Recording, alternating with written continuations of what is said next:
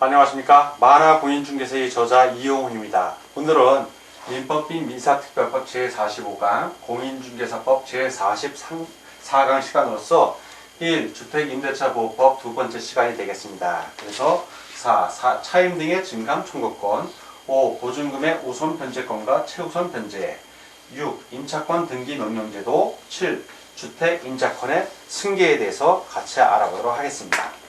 먼저 첫 번째, 차임 등의 증감 청구권입니다. 차임 등의 증감 청구권. 첫째, 차임의 증액 제한입니다. 증액을 너무 많이 하면 안 되니까 법률에서 제한을 줍니다. 증액 제한. 어떻게 주냐면 차임의 20분의 1 초과를 금지합니다. 차임의 20분의 1 초과 금지. 그래서 다만 특별시, 광역시, 특별자치시, 도 및 특별자치도는 관할 구역 내의 지역별 임대차 시장 여건 등을 고려하여 본문의 범위에서 증액 청구의 사항안을 조례로 달리 정할 수 있다. 달리 정할 수 있는데 이 20분의 1 초과 금지 그 밑에서니까 뭐 30분의 1이든 40분의 1이든 그렇게 한다는 얘기입니다. 그걸 넘어설 수는 없는 겁니다. 두 번째, 증액 후. 자, 증액을 했어요. 증액을 한 후에 1년 이내에는 증액을 하지 못한다. 1년이 넘어가야 증액을 한다는 얘기입니다. 자, 두 번째, 월 차임 전환 시 산정률 제한. 월 차임 전환. 자, 뭐 전세를 월세로 한다든가, 뭐 부분 월세로 한다든가 이런 겁니다. 이렇게 전환할 때 산정률을 제한을 합니다. 자, 어떤 식으로 제한을 하냐면 보증금의 전부 또는 일부를 월 단위의 차임으로 전환하는 경우에는 그 전환되는 금액에 다음 중 낮은 비율을 곱한 월 차임의 범위를 초과할 수 없다. 자, 첫 번째, 연 1할. 자, 10%라는 얘기죠. 연 1할. 두 번째는 한국은행에서 공시한 기준금리. 자, 한국은행에서 공시한 기준금리입니다. 이 기준금리에 연 2%의 이율을 곱한 비율. 이 두 가지 중에서 어떤 거? 낮은 거죠. 낮은 비율이에요. 낮은 거. 중요한 건 이 낮은 거를 꼭 기억하십니다. 예. 자, 연 1할이 낮으면 연 1할. 이게 연 1할 넘어섰다는 얘기죠. 그런데 2번 한국은행에서 공시한 기준금리에 연 2%의 이율을 곱한 게 연 1할보다 낮으면 이 2번이 해당이 되는 것입니다. 그렇게 차임 등의 증가 청구권을 알아봤고요. 다음 5. 보증금의 우선 변제권과 최우선 변제에 대해서 같이 알아보도록 하겠습니다. 이 보증금의 우선 변제권은 대항력과 관련이 있어요. 이 우선 변제권은 대항력과 관련이 있습니다. 여러분들 잘 공부를 해 두셔야 되는 게 월세 임대차 사는 사람이 살고 있는 집이 집주인이 저당을 걸었는데 빚을 못 갚았어요. 이자를 3개월 이상 연체했다든가 빚을 못 갚아서 은행에서 임의경매를 신청해서 그 경매를 넘어가면 월세입자는 난감한 겁니다. 옛날에는 돈 한 푼 못 받고 길거리로 나앉은 경우가 많아요. 그거를 방지하기 위해서 만든 게 이 우선 변제권, 최우선 변제권입니다. 자, 우선 변제권은 이제 대항력과 관련이 있는데 대항력 플러스 뭐가 있어야 된다? 확정일자죠. 자, 확정일자 주로 동사무소 가서 봤습니다. 전세 같은 거 할 때 월세도 마찬가지고 대항력과 확정일자. 대항력은 바로 주택을 인도를 받고 그리고 주민 등록을 했을 때 대항력이 생기죠. 확정일자는 주택임대차 계약서를 갖고 가서 거기서 확정일자를 받는 겁니다. 계약서에다가. 자, 이 두 가지를 하면 이 확정일자 도장을 찍어주는 곳이 세 군데가 있죠. 어디? 동사무소 또는 법원 또는 공증사무소 가서 받으면 되는데 법원이나 공증사무소는 멉니다. 자기가 살고 있는 지역에서 동사무소 가서 받으면 돼요. 계약서 갖고 와서 전세 또는 월세 계약서 갖고 임차인이 단독을 신청하면 동사무소에서 그거 다 확인하고 도장 찍어주고 그 장부에 대장에 다 기록을 합니다. 자, 이 대항력의 그 우선변제권의 그 내용은 뭐냐 하면 경매나 공매가 들어갔을 때 집주인이 세금을 안 내갖고 집이 차압되는 경우가 있어요. 압류되는 경우. 그때는 공매를 걸어버립니다. 세금 같은 경우. 그리고 그 은행에 저당권을 잡았는데 은행의 빚을 못 갚은 거예요. 그러면 경매에 넘어갑니다. 법원에서 하는 경매. 경매나 공매가 들어갔을 때 그 임차주택의 환가대금, 즉 그 임차주택이 경매에 들어갔을 때 배당을 하고 받은 돈이 있잖아요. 자, 그 환가대금이라고 합니다. 그 집이 팔렸을 때 낙찰자가 낸 돈, 그 돈이 집의 환가대금, 집이 바뀌어서 나온 대금을 말하는 거예요. 그 환가대금에서 후순위 권리자 또는 그 밖의 채권자보다 우선해서 보증금을 변제받을 수 있는 겁니다. 자, 이렇게 대항력과 확정일자가 있으면 누구보다 잘 기억하세요. 그냥 권리자가 아니라 후순위 권리자, 이거. 후순위 권리자. 이 말이 중요해요. 선순위 권리자보다가 아니라 후순위 권리자보다 돈을 먼저 받을 수 있는 거예요. 그런데 만약에 선순위 권리자, 저당권자가 먼저 있다면 밀리는 겁니다. 이거 중요한 개념이에요.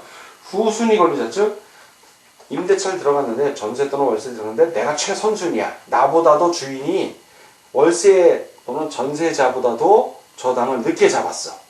그럼 내가 최선순위니까 나는 당당하게 법원에서 경매 넘어가거나 공매, 한국자산공사에서 공매를 했을 때 임차인 내가 먼저 받을 수가 있는 거예요. 내가 선순위니까. 저당권이 다 후순위야. 그런데 저당권이 선순위이고 그리고 나서 내가 임대 들어갔어. 그럼 나는 후순위잖아요. 자, 후순위 권리자보다 먼저 받으시지만 선순위 권리자보다는 나중에 받는 겁니다. 자, 이제 알겠죠? 우선 면제권. 그러면 교수님, 후순위 임차인이 후순위여서 배당을 다 못 받으면 어떻게 됩니까? 못 받을 수 있습니다. 한 푼도 못 받을 수 있어요. 그 한 푼도 못 받는 걸 방지하기 위해서 나온 게 이 최우선 변제권이에요. 최우선 변제권.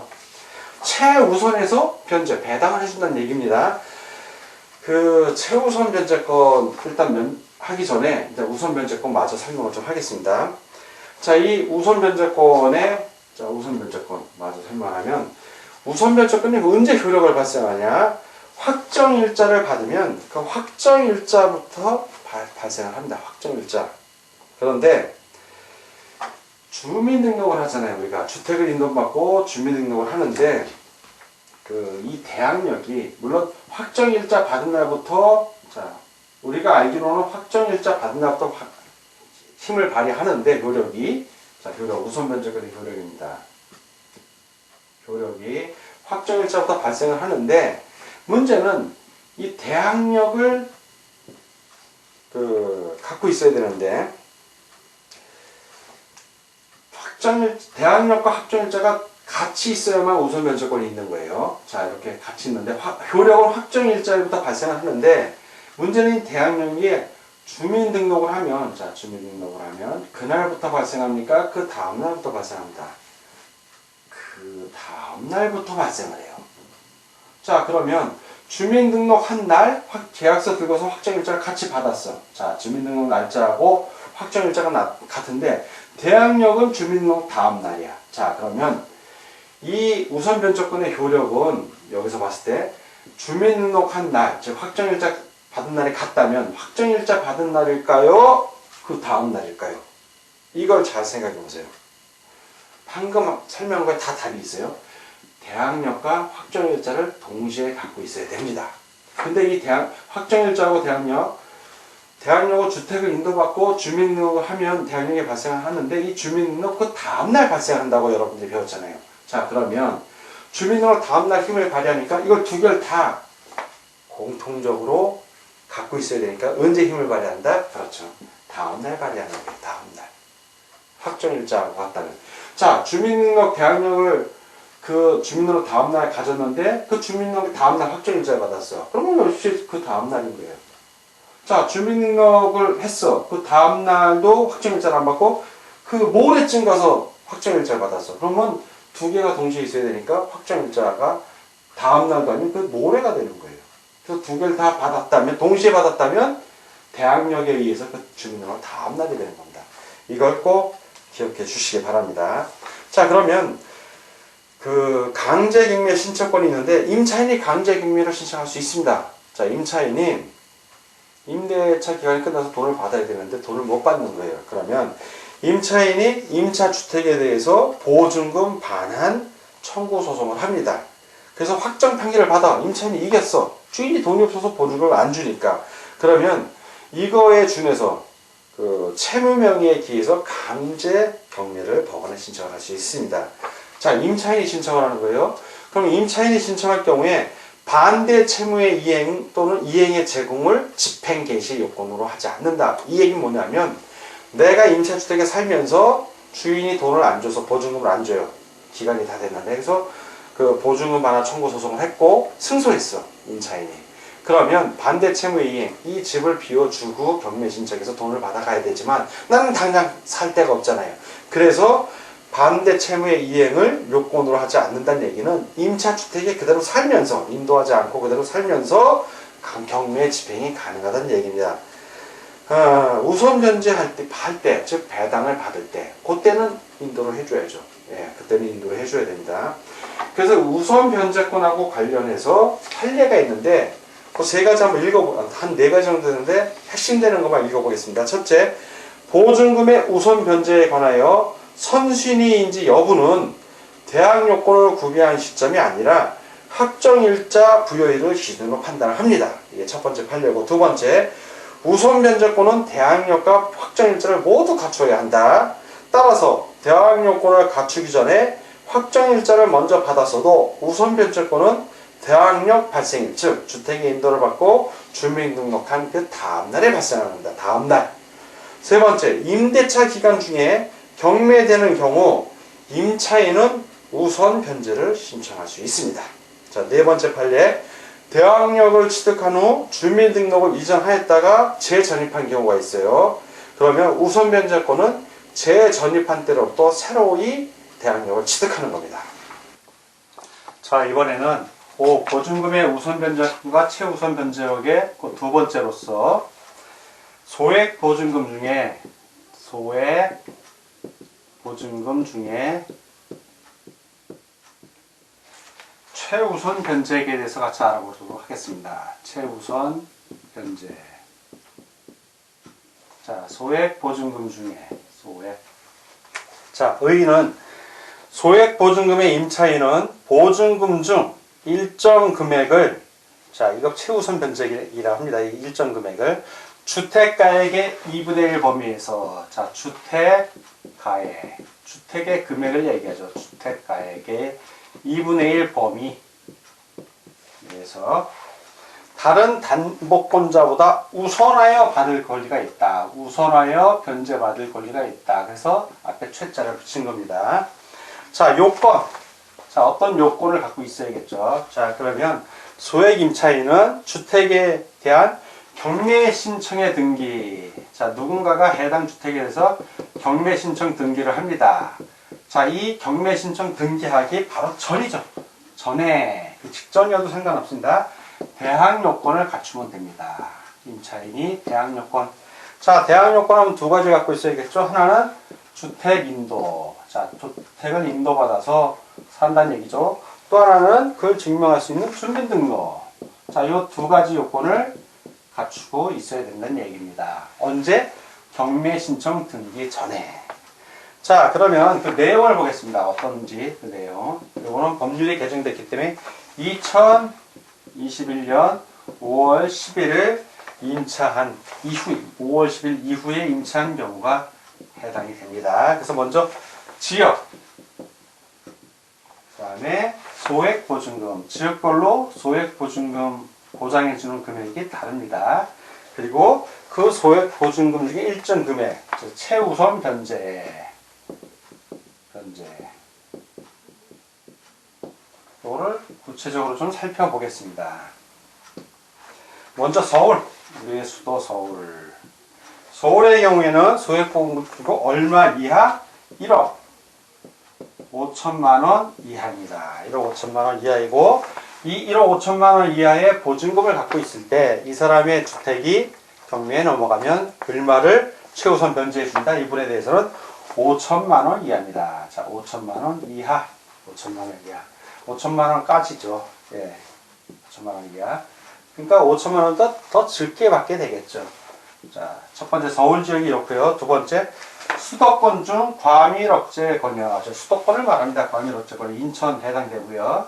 플러스 세종, 그다음에 용인, 시를 말합니다.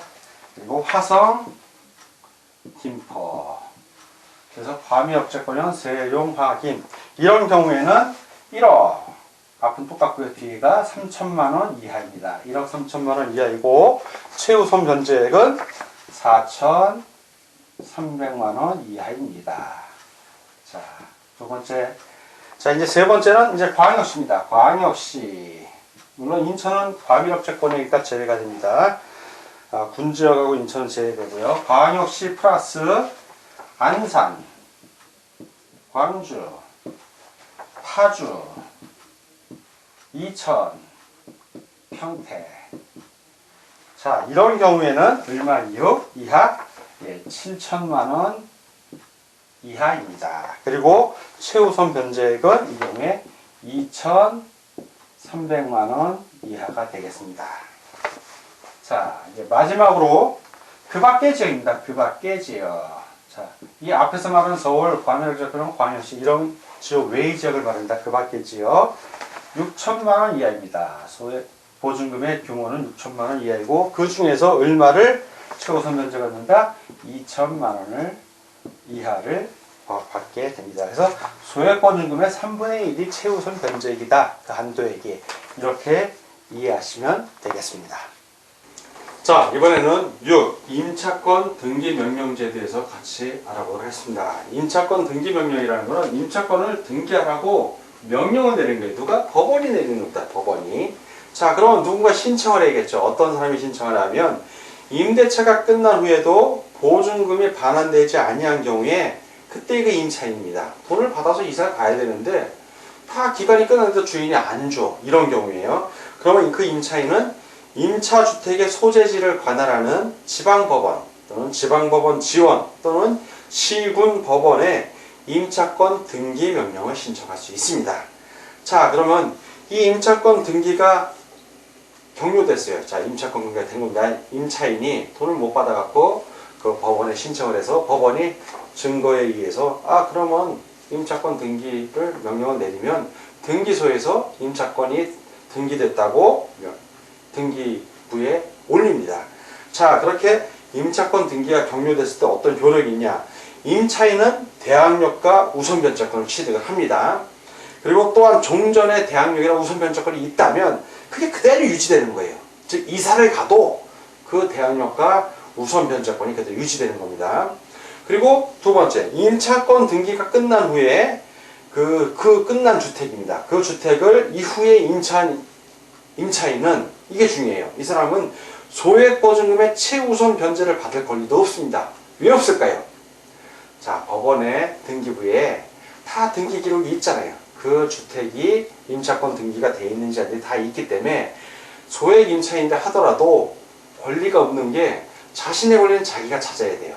등기 등본을 확인하고 거기에 소액 임차인이 아니면 어떤 임차인이 임차권 등기를 냈다면 거기엔 들어가면 안 되는 거예요. 그래서 공인중개사가 필요한 겁니다. 공인중개사들이 그런 거 다 확인하고 등기부 등본 확인하고 여기는 안전한 물건인지 아닌지 보고 임차주택을 매매 또는 임차 중개를 해줘야 되는데 이 중개 수수료를 아끼려고 본인이 겁 없이 임차료 싸다고 덜컥 거기에 임차를 들어가게 되면 나중에 그 집이 경매에 넘어갔을 때 소액 보증금도 받을 권리가 없는 겁니다. 그래서 공인중개사들의 의무가 막중하다는 걸 여러분들이 꼭 기억하고 공부를 하면 이런 민법이 재밌습니다. 자, 임차권 등기와 관련된 비용, 즉 법원에 임차권 등기 명령을 신청하려면 돈 내야 됩니다. 예, 소송 비용이죠. 그거를 임대인에게 청구할 수도 있습니다. 자, 이렇게 임차권 등기 명령 제도를 좀 마무리하고 다음은 이제 주택 임차권의 승계. 자, 거의 일어나지 않습니다만 간혹 일어나기 때문에 이런 규정을 두는 겁니다. 주택 임차권을 어떻게 승계를 하나? 자, 그러면 먼저 임차인이 상속인이 있을 수도 있고 없을 수도 있어요. 상속인이 없는 경우가 있고 상속인이 있는 경우가 있습니다. 자, 이 임차권을 상속받을 수 있는 사람이 없는 경우가 있을 수 있겠죠. 자, 이럴 때 사실혼의 배우자가 있다면, 자, 배우자. 사실혼의 배우자입니다. 이건 사실혼.